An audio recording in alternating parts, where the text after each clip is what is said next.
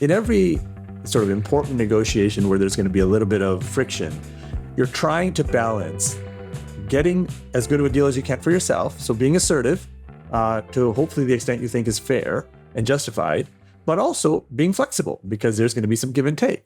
And what I find is that the sweet spot, if you can get there, is to be as assertive as necessary, as assertive as possible on the total value that you think you deserve for whatever value you're creating or for whatever but be as flexible as possible on the structure of the deal that's going to get us there. Because I don't know, Francis, all of your constraints. I don't know where you have more or less flexibility, what's going to be more or less painful for you. So at the same time, I want to signal, listen, I'm not going to be a pushover. I know where I need to get. But I understand that there may be things that you need and you need to accommodate. And I'm flexible in how we get there. Deepak Malhotra, welcome to Fixable. I am delighted to be here, Francis. I'm glad we were finally able to make this happen. Let's begin with negotiations. Most people think if you ask them, are you a good driver? They raise their hand and say they're a good driver. I don't think the same is true for negotiations. Most people, when I ask about negotiations, they think they're a below average negotiator. So the confidence to negotiate is not spread evenly. In your view, what are the biggest mistakes that leaders make when they negotiate? Yeah, and of course it varies by individuals. But if we're sort of looking across individuals and we kind of think about the things that even effective negotiators might sometimes fail to do, here's like a handful of things. First of all, just preparation. How much time and energy are you spending preparing to negotiate? Thinking through all of the dimensions that you need to think through before you walk into the room. Now, even a completely inexperienced negotiator will know some basic things. Hey, I should know what I want, and I should have some arguments for why they should give it to me. But then they'll go in there and they'll throw their 4 or 5 arguments onto the table, and they hope 2 or 3 of them will stick, and then they'll get some of what they're asking for. That would be a very, very, very limited perspective on proper preparation before negotiation. So how would you prepare to go into a negotiation? What should you be thinking about? So much more about the negotiation is thinking about the other side. What are their interests? What's bringing them to the table? What are their constraints? What are the ways in which that they want this thing to move forward? It's about process, not just thinking about the give and take, but what gets us from where we are today, wherever it might be, to the ultimate finish line.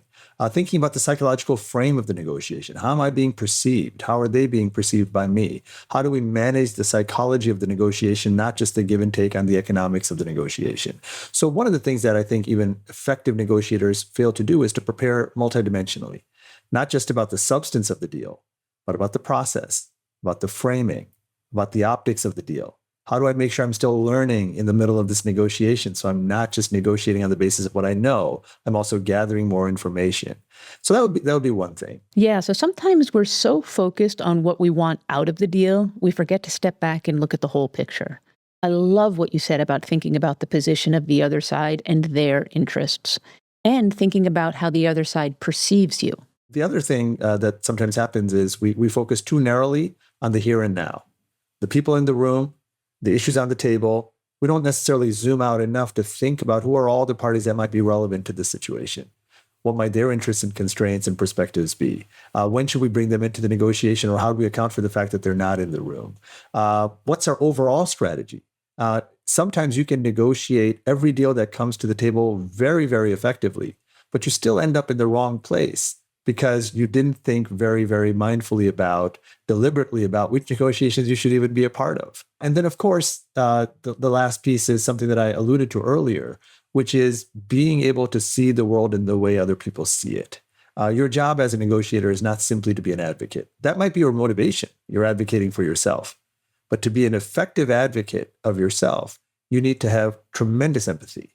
Not necessarily sympathy, although that's a nice habit to have as well for people that come from different places and different experiences, but empathizing and seeing the way in which other people are looking at the situation and they're looking at the world. And the better you understand that, the more leverage you have in the negotiation. That would be some of the things to sort of keep in mind. I have a sense that an ultimatum isn't a great strategy. What's your reaction when you hear someone has issued an ultimatum in a negotiation? So we can take it from both sides. Well, when somebody makes an ultimatum to me, and whether and when and under which conditions I might consider making an ultimatum to the other side. Let's start with when it's coming at me, when it's coming at my side. when somebody makes an ultimatum to me, my most likely response is going to be to completely ignore it.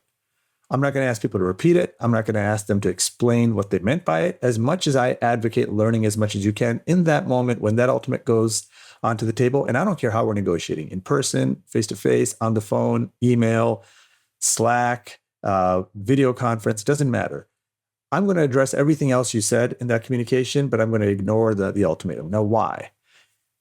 From my point of view, there may come a day, a week from now, a month from now, 5 years from now, when you will come to the conclusion that what you said you would never do, you must do.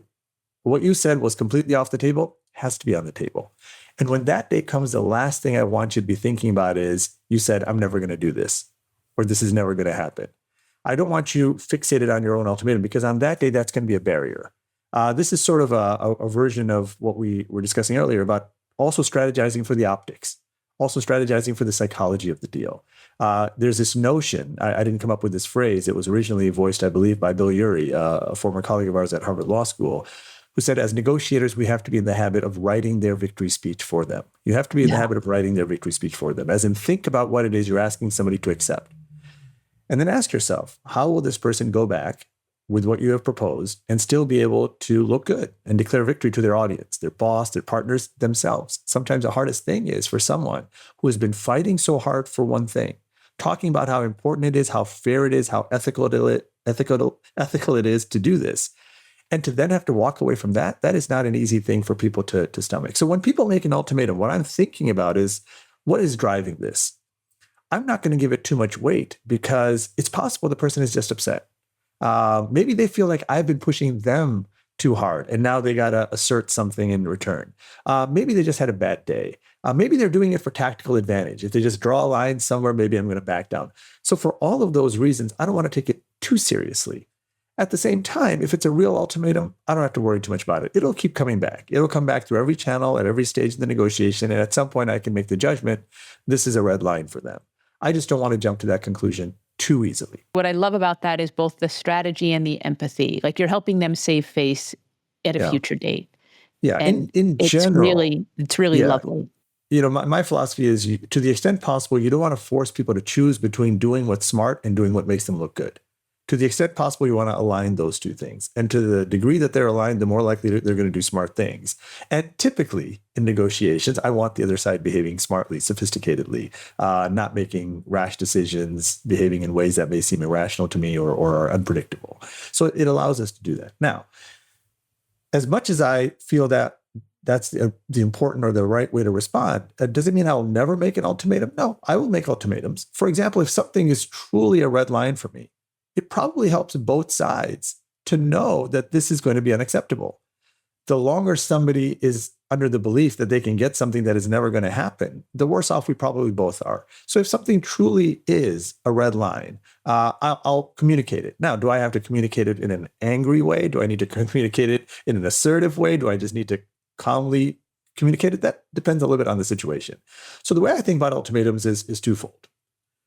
I won't make an ultimatum unless it's a real ultimatum, in that I'm going to follow through on what I say. For me, credibility is one of the most important things you can have as a negotiator. And for those of you who are watching and listening, if you've been around for a while, you know this.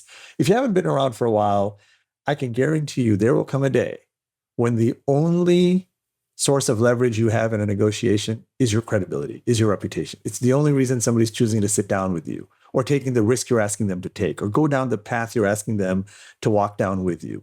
And on that day, you'll be very, very happy you did not let your credibility slip away. So for me, credibility is important. So I won't make an ultimatum unless I'm willing to follow through on what I said. And the second part is, even if that is true, if I can achieve my objective without using ultimatums, I'm going to try to do that. If there is a softer, more generous, more empathetic and collaborative way of achieving the same goal, why bother throwing out the ultimatum? Because those things can sometimes spiral out of control. They can put a little bit of poison in the relationship. It can induce the other side to then feel like they also have to be able to behave a certain way. So to the extent it's avoidable, I'll avoid it anyway. But it doesn't mean that when it's time to be aggressive, I won't get aggressive in negotiations, because sometimes that's the only tactic that will take the other person and get them to consider the fact that they need to sit down and negotiate with you. I'm not saying, like, don't make ultimatums. Doesn't mean don't be strong in a negotiation. Don't be confident in a negotiation. Don't be assertive in a negotiation. It just means drawing red lines willy-nilly is usually not a great idea. I'm going to have fun just asking you a few scenarios that I see quite often. And so ultimatums was one of them. Another one is when I come into a negotiation and I say, I'm not going to talk about anything else until we resolve this first. Mm.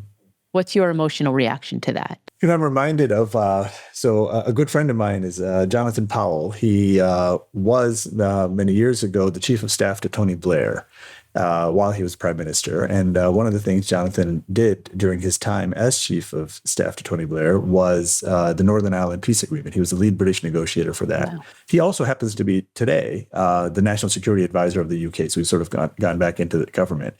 And he said something that is quite interesting. When they were negotiating the Northern Ireland Peace Agreement, he said, one of the problems was if you sat down with the other side, like with a member of Sinn Féin or someone, and the conversation only went for 2 hours, that was a huge problem because they had only gotten up to the grievances up to 1900. And they still had another century of grievances to talk through. And the reason I bring that up first is because, as Jonathan would point out, and as my experience has always been, is that sometimes people have a strong need to say something, to be able to voice something that is important to them, that is emotionally important to them. I'm not going to ignore that need of human beings. So to the extent I can accommodate someone, I will. But it is not the only thing I'm there to do. If I feel like the path they're taking us down is not going to help us get where we need to get, or will not help me achieve my goals, let's be frank about it, then I won't play ball. But I also understand sometimes there is that need. Maybe the reason they say, I will not talk about anything else until blank, is because they don't trust me. And they want to make sure that they can at least get to blank, or we can at least agree on this principle, or at least I can show them a certain level of respect, or at least I'm willing to show some willingness to be flexible. In other cases, the roles will be reversed. I might make some conditions that say, listen, if we're going to do this, I'm happy to do this, but first I need to see this, this, and this. That's okay. But like with ultimatums, you always want to think about the conditions I'm making, the demands I'm making. Are those overall going to help us get where I want to get? Or are we creating barriers that would be best not be created? That is a strategic decision. It's you can see the temptation of saying, if I can get this now, if I can get them to agree to this now, if I can control the scope of what we're talking about now, there is definitely some short-term benefit that's attracting you to that tactic. But you don't want to be a tactician. You want to be a strategist. You want to think about, even if I get my way, will we really be going down the path I want us to be going down? And at what cost? I love it. I have, I think you know this about me. I'm a pretty avid WNBA fan. A pretty avid WNBA fan. WNBA fan. And I played college basketball way before you had to be good to play college basketball. And so I have stayed with interest since then. And they're amidst a negotiation right now. And I know you are not familiar with it. I'm just going to ask you a couple of questions that come to me from that to just get your initial reaction and perhaps even educate some of the various parties. So at the heart of the negotiation is something called rev share. And in the NBA, players get 50% of the revenue that goes towards players, and mostly in compensation. And so if revenue goes up, salaries go up if revenues go down. And so the NBA has had growth and the players share in it. Currently, the players get 7% in the WNBA. So it's 50% in the NBA, and it's hard not to look at that and it's 7% here. So the players have said in their collective bargaining agreement, we're not going to talk about anything else. And they have a lot of things they want to talk about. We're not going to talk about anything else until we come to an agreement on rev share. Almost no progress is being made because the sides are so far apart. If I gave you no other information, because I don't want to go too far in the weeds, sure. What's your reaction to this? Well, here's the thing. If your analysis is, and I was not in the room when they were strategizing this, obviously it's not something I've been involved with. And I thought that this is something where we have enough leverage and the other side has enough flexibility and everybody agrees that there is a level of fairness that we need to achieve.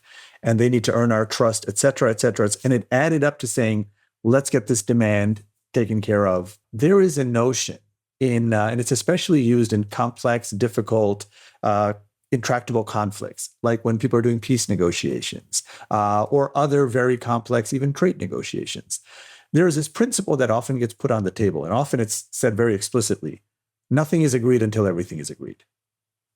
We'll talk about one issue at a time. We'll maybe make some concessions, but let's just agree. Nothing is agreed until everything is agreed. Why? There's a lot of things to talk about. Some concessions one of us may have to make are very sensitive.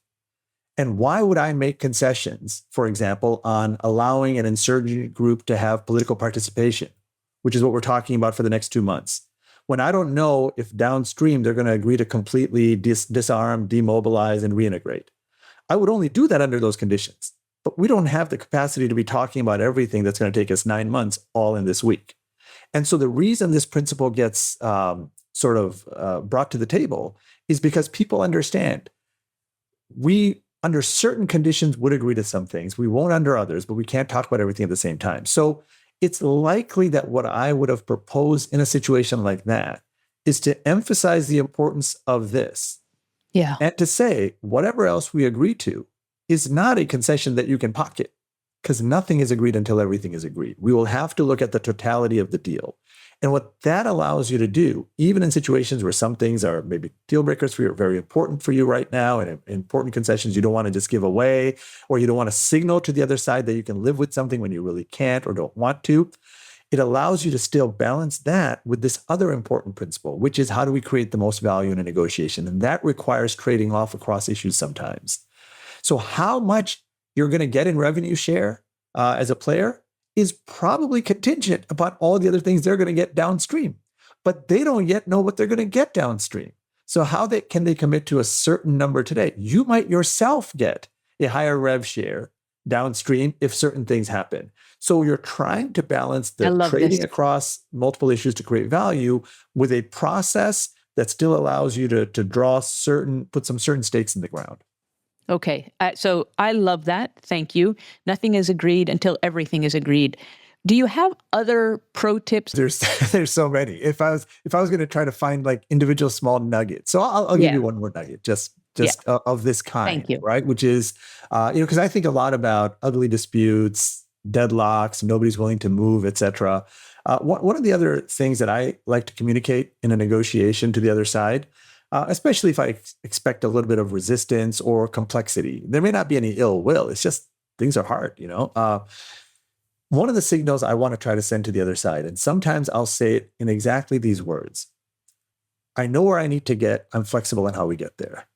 I know where I need to get, but I'm very flexible in how we get there. Now, what am I trying to do there? In every sort of important negotiation where there's going to be a little bit of friction, you're trying to balance getting as good of a deal as you can for yourself, so being assertive to hopefully the extent you think is fair and justified, but also being flexible because there's going to be some give and take. And what I find is that the sweet spot, if you can get there, is to be as assertive as necessary, as assertive as possible on the total value that you think you deserve for whatever value you're creating or for whatever but be as flexible as possible on the structure of the deal that's going to get us there. Because I don't know, Francis, all of your constraints. I don't know where you have more or less flexibility, what's going to be more or less painful for you. So at the same time, I want to signal, listen, I'm not going to be a pushover. I know where I need to get. But I understand that there may be things that you need and you need to accommodate. And I'm flexible in how we get there. Or to put it another way, I find that the more currencies you allow somebody to pay you in, the more likely you get paid.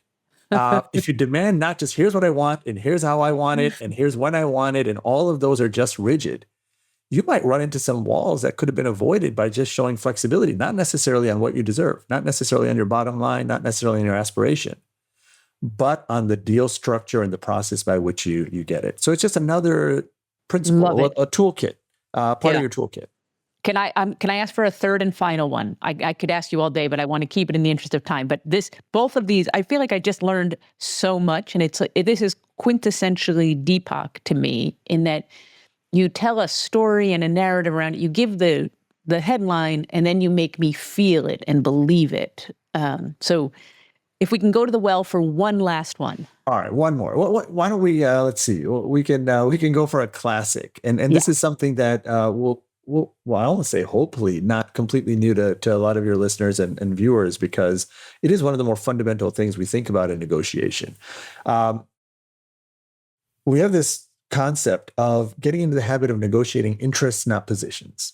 Negotiating interests, not positions. Now, what does that mean? Positions are what people want. Like, I want more money. I want the deal done in 6 months. I want a higher royalty rate. I want exclusivity. I want you out of the room. Whatever people want is their position, the demands they're making.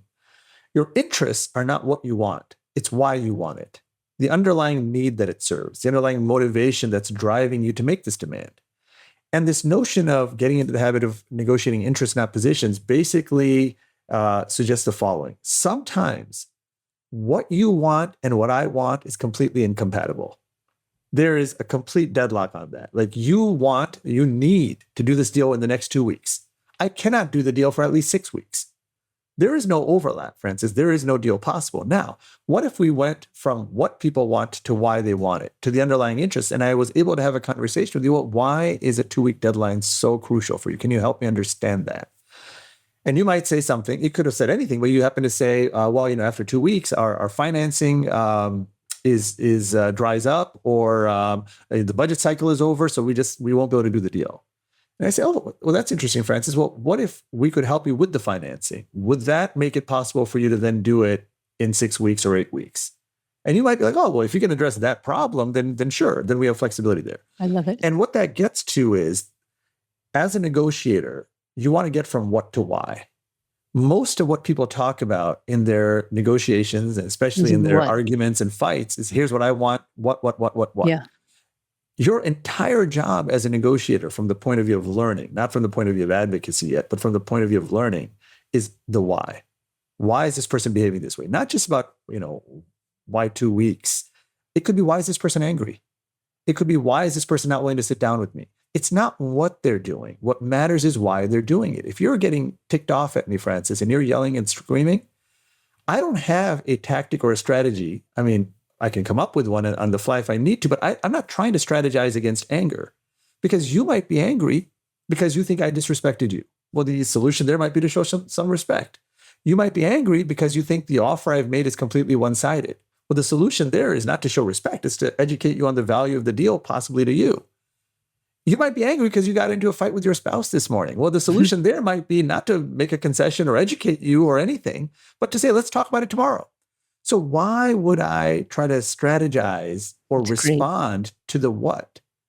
If I don't understand the why, I'm not going to have a proper approach. So that's just another one of these things. It's about the learning mindset. It's about getting to the why. I love that so much. Deepak, thank you. This was such a pleasure. Thanks so much, Francis.